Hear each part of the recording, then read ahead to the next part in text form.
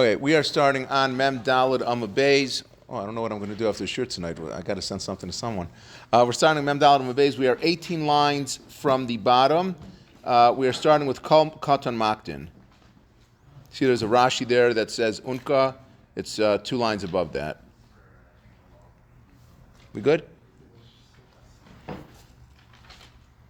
Okay. So the Gemara was going through the Brisa. The Brisa was giving different things, talking about the different benefits and detriments of certain foods that people would eat and that people would be eating. So the next thing the Brisa said was Kol Katan Maktin, that if anyone eats something that's small, not a small food, meaning there's something that had not fully developed yet, it's not fully grown, then that's going to cause that person is also not going to be fully grown. Amar Rav Chizda, afilu gadya bar tzuza, even if someone eats a small, like a baby sheep, I guess a lamb, but like if they eat a very small one, but it's not fully grown yet, then that's also going to cause that it's going to stunt a person's growth, that he's not going to be fully grown. Even this meat, which is very fatty and it tasted very good and it's delicious, but because it's not fully grown, then you're not going to be able to, then that's going to cause a stunt in your growth. Below Amram, what the Gemara says, lo below Amram ela de lesle riva, that's only talking about where the animal didn't grow to a quarter of its size. Aval ispe riva leslamba, but if the animal had already grown to a quarter of its size, then there's no problem eating a small animal that's not yet fully developed. That's not going to have any, that's not going to impede your growth at all.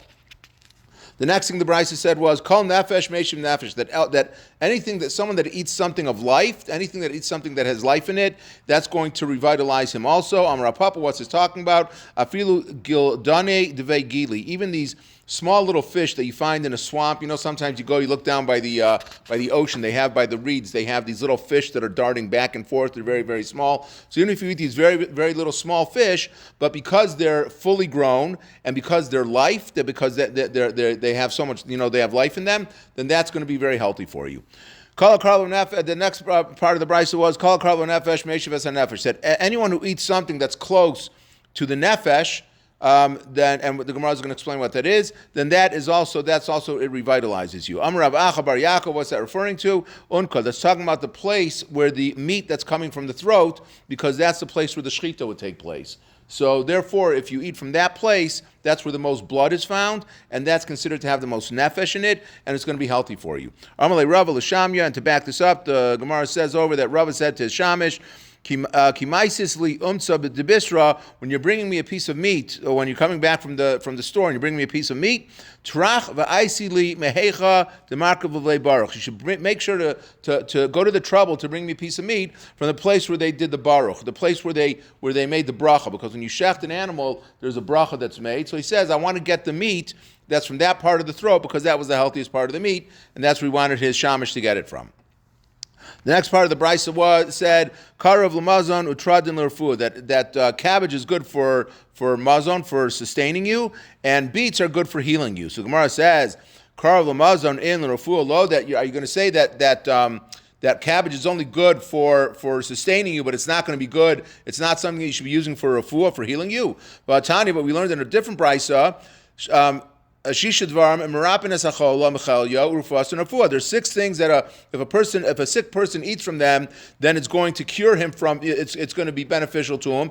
And not only is it going to be like a temporary benefit, it's going to be a permanent cure for him. And what are they? Ve'eluhain, kruv, cabbage, which we just talked about before, utradin and beets, umei sisin, yavesh, and these, it's a type of soup, some type of soup. V'keva and the maw, v'heres and the womb, v'yaseres hakav and the diaphragm. But you see that the first thing that the Brisa mentioned was if someone eats cabbage, you see that it's good for refuah also. So why didn't our Brisa say that? So our answer is Ela Kruv Aflamazon, that is saying that cabbage has both. It's good for healing, and it's also good that it gives you sustenance.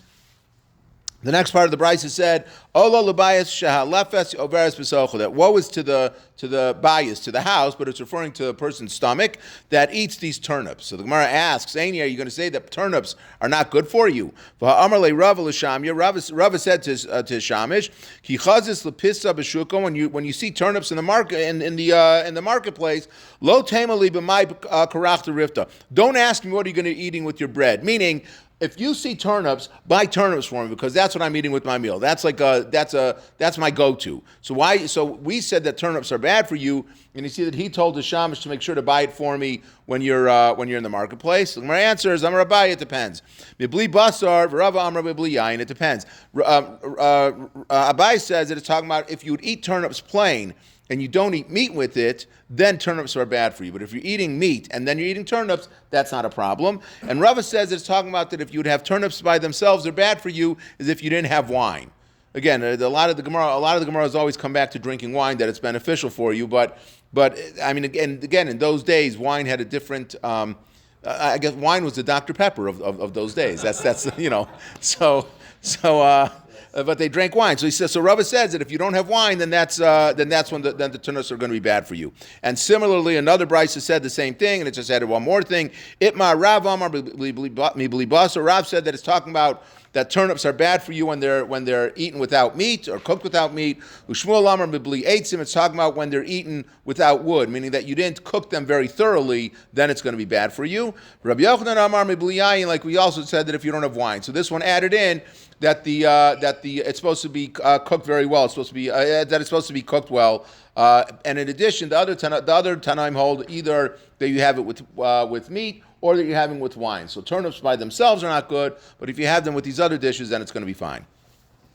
Amalei Rav Rav Papa Sudani, which he said it's a beer maker or beer drinker. Anan Tavrinan La Bibisra V'Chamra. We are able to make the turnips weaker because we eat it with meat and we drink it with wine.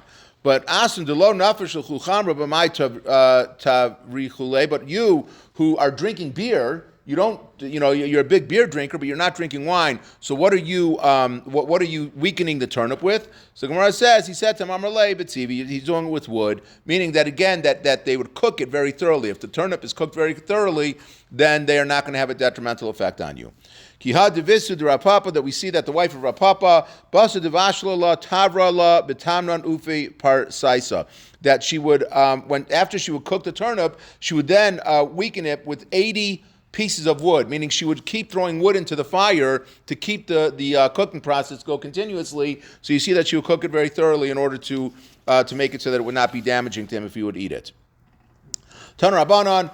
The next brisa said, "Dag katam eliach," that if you have a small fish, that a salty fish, pa'amim shehumemis, there are times that if you eat it, it will kill you. And when is that? B'shiva, on the 7th day after it was salted. B'shiva asr, on the 17th day after it was salted.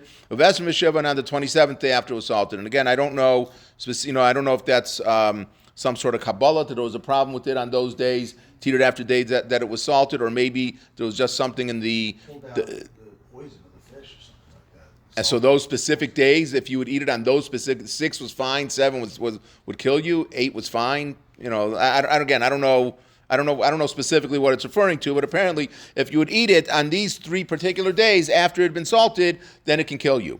The Gemara says, "V'lo amarnella b'mitve, v'lo mitve." It's only talking about that if you had like a partially roasted fish. That's when we're talking about that it's going to be bad for you to be eating it. Avo mitvi shapir lasamba, but if you roasted it thoroughly, it's not a problem. With delo mitvi shapir lo amarnella delo shasabasre shichra. And we only said that if it's not roasted thoroughly, that it's going to be bad for you. Is only that if you didn't drink any beer afterwards. But if you drank beer after it, then there's no problem with it. So again, alcoholic beverages were all the rage back then. So if you drank beer after it, then it's not a problem to have these salty fish, even on these days that he said that it would be bad for you to eat it if it was poison.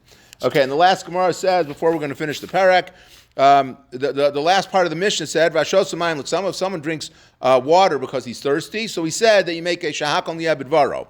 So Gemara says, what does it mean that if, of course you're going to make a shahakal on it, what else are you going to be doing? So what's it coming to leave out? Amar Avidi Baravin, Lafuke Laman, we're turning to Memhamad Aleph now. The Chante Umtsa, that if someone was choking on a piece of meat, and he drank water, then he would not make a bracha. If you remember, we said a couple of nights ago that if someone's drinking something, but he's not drinking it because he's thirsty, and he's not drinking it because he wants to taste or whatever the beverage is, but he's drinking it either because he's coughing, he's drinking it because he's taking medicine and he wants to wash down the pills, or the Gemara says over here, he's drinking it because he was choking on something. So in those situations, you don't make a bracha before him because you're not drinking the water to get pleasure out of it. There's a purpose to what you're drinking the water for. So that's what the Gemara says now, and again, that's the way we pass that if you're drinking something, not because you're thirsty, but because it's serving another purpose, then you would not make a shahaka before you drink it. And then the last part of the Mishnah said, Reb Tarfon said that when you're drinking water, he said that you make a bari nefashos rabos as the first bracha, right? We always make it as the last one. He holds that you make, instead of making a shahakol, he says you say a bari nefashos rabos. So Gemara says, Amalei Rava barav Chanan laBaye, v'Amalei Rav Yosef, Hilchos Amai. What is halacha? Which bracha do you make when you're drinking water? Do you make a shahakol or do you make a bari nefashos rabos? So Amalei said to him, Pok chazi mai amadavar. Go see what everyone else is doing, the way that whatever bracha they're making, that's what we're supposed to be doing. And if you go out and you saw that everyone makes a shahakol liyabidvaro when they make a bracha rishon on water or beverages, except for wine, and that is what we pass that you should make a shahakol before you start drinking something. Hadin Allah chetz v'varchin, and we are ready to start the next parak. Okay, so this parak is going to be talking about. We're going to get into benching now. Okay, we're going to get into zimun, about when three people eat together that they're supposed to make a zimun together. It's going to go into the different aspects of what benching is all about. So the Mishnah says, Shlosha she'achlu ka'achas. You have three people who are eating together, and again the Gemara is going to talk about what does together mean. It's going to define what that means. Chayav and lazamin, they have to make a zimun. Now, if someone is washing, right, and they have a piece of bread, the Gemara is not the Mishnah is not talking about benching. You are required to bench no matter what. Whether you ate with someone else or you ate by yourself, you're going to have to bench after you have bread. The Gemara is asking, if you have three people who are eating together, so they're chayiv in the zimun. The zimun, which we say is when you say Rabosai Navarech, before benching, you have one person that would represent for the group. And in those days, zimun meant not only would he be the one that would say Rabosai Navarech and then say go through what the tefillah was, but they would also be the only one that benched. And then that person would do the entire benching. The other people would listen, and they would answer amen after the brachos, and then that's the way they did it back then. And then as time went on, they realized that people were not able to pay attention to someone that was, to listen to someone benching. I mean, it's hard enough like benching and listening to yourself do it, so they couldn't listen to someone else that was doing benching and try to have in mind. So nowadays we have that even if someone's leading benching, but he only does the Rabosai of a Reich, and then everyone benches on their own. So, the Gemara says if you have three people that are eating together, Chayav Luzama, they have to make the zimun together. And now the Mishnah is going to talk about different foods that they're eating. If there's anything that would disqualify them for, if let's say they're eating something that's a forbidden food, would you still make a mezuzah or not when you're eating together? So it starts by talking about foods that are okay. Achal demai, if someone was eating demai, which demai is something, it's literally two words together, which means damai. We don't know what it is. So damai is that the people back then who were not learned we don't always trust that they were taking all of the trumos and maestros that they had to give for the Kohen and for the Levi. So if someone has a bread that's demai, u'maiser rishon shenila trumaso, or if you had maiser rishon, which truma was taken. So again, maiser rishon is that the first thing you have is you have truma. Then you have that the person would then take 10% of what's left after you've given truma, and you would give that to the Levi. Okay. And so that was and so again we're talking about that you had maiser rishon that you took the truma off, and then he also had maiser sheni v'hekta sheniftu, and then you had maiser sheni, which was the Levi then had to go ahead and take the 10% that he got, and he had to give it to the Kohen also. He had to give truma to the Kohen. So that would be maiser sheni. And v'hekta sheniftu, or you have, let's say someone was makdish something, and then they were podet. They didn't want to. It was easy for them to transfer that holiness onto money, and they would redeem that. So if someone was eating any of these foods that was over there, or so let's say you have two people, or the Gemara is going to talk about what the specifics are, the case are, but let's say you have let's say you have two people that are eating together, and you have the waiter who's serving them is also like he's nibbling on food as he's serving them. Maybe when he goes into the kitchen, he grabs something actually I guess he has to eat with them. So let's say he's eating out there with them as he's serving them the food, and he would also be eating something as well. Vakusi, or if let's say you would have a kusi, which is the kusi were people that converted, but it was the question was it was a forced conversion, that they did it because they were afraid, and the question is if their conversion was considered to be valid or not. So if this shamish or the kusi are eating with with these two people, or they were eating any of these foods that we just talked about beforehand, so the Mishnah says, Mizamnim alav, in all those cases, you would make a zimun on account, you would include the shamish or the kusi in making to do the zimun on the foods that they had eaten before. But the Mishnah says, Aval Teva, but let's say you have food that was Teva, which means that they had not yet taken off Trumos and Maisros. Or Umaisar Rishon Shalom Nitla Trumasu. You had Maisar Rishon that they had not taken off Truma yet. The Levi hadn't given it. Or Umaisar Sheni V'Hektish Shalom Nifter. You had Maisar Sheni or Hektish that had not yet been redeemed. So let's say you have that the waiter who was serving the food had served less than, he had eaten less than a kazayas worth, which is the required volume that you need to do in order to make the zimun with them. Or let's say it was someone that was not Jewish that was eating with them. In those cases, you do not make a zimun, and each one will bench on his own. Then the Mishnah says that if you have women, or if you had servants, or if you had minors that were eating, you cannot combine with them to make a zimun. And the Gemara is going to talk about if they're able to make a zimun themselves. If women and slaves are able to make a zimun themselves, children will not be able to. But it's going to talk about if they are able to. And what's the minimum amount of food that you need to eat in order to make a mezumin? So Gemara says, kazayis, it has to be at least a kazayis, which is an olive. Rabbi Yehuda Omer, kabeta, there has to be at least an egg's worth. So that's the amount that you need to do. So the Gemara, we'll just start the Gemara. Mincha's at what time? 8:20? Okay, so the Gemara says, where do we know that this whole concept that you're supposed to make a zimun, that you're supposed to have if three people eat together, that you're supposed to make a zimun? Where do we get that from? So the Gemara says, Ravasi, the pasuk says, Damar Kra, Gadlu Hashem iti, Unurama Mashmo Yachtav. It says in the pasuk that Gadlu, which is plural, so that's two, you should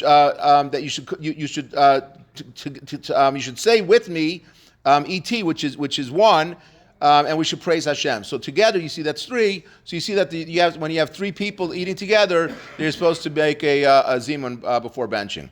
Rabbi Vavo says Mehacha, that we learned from this pasuk, Kishem Hashem Ekra Havugodel Elokeinu. It says that I will call out the name of Hashem, which is singular, so that's one, and then Havugodel Elokeinu, which is plural, that's two more. So together that's three. So you see from there that you're supposed to make a zimun.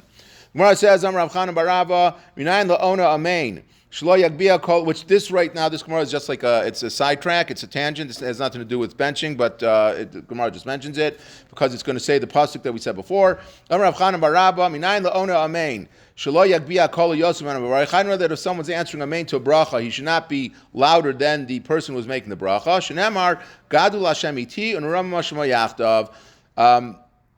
That it says that, again, this pasuk of Gal Hashem Iti and Rosh Meyachtav, we should do it together. So meaning it should be on the same level. It shouldn't be one is going to be higher than the other.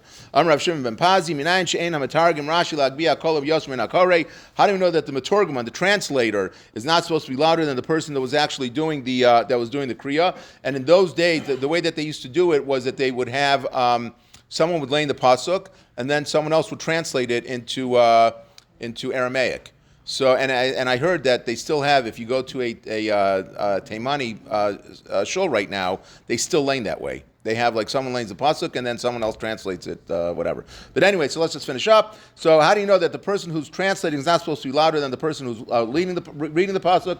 Shenamar Moshe daber ve'Elokim yanenu b'kol, that Moshe would speak and Hashem would answer him with a voice. Shein tam lo b'kol. It didn't have to say b'kol. Why does it say that? Ma tam lo b'kol. So Gemara says b'kol shel Moshe that Hashem would say it in the voice of Moshe. That's the way he would do it. So he would come down to the level that Moshe was doing it. Tani nami hachi.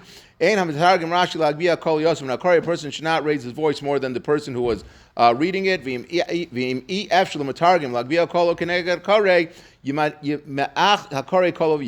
if the person who's reading is too loud for the Metorgamon, for the person that's translating it, then he should lower his voice, that he's doing the same thing as the translator. I think when Rabbi Silver gave the shir originally, he says we always think that we're supposed to get people to meet us, but if they're not able to meet us, we should come down to meet them at the level that they're at. We'll be more successful that way. Okay, tomorrow night, same time.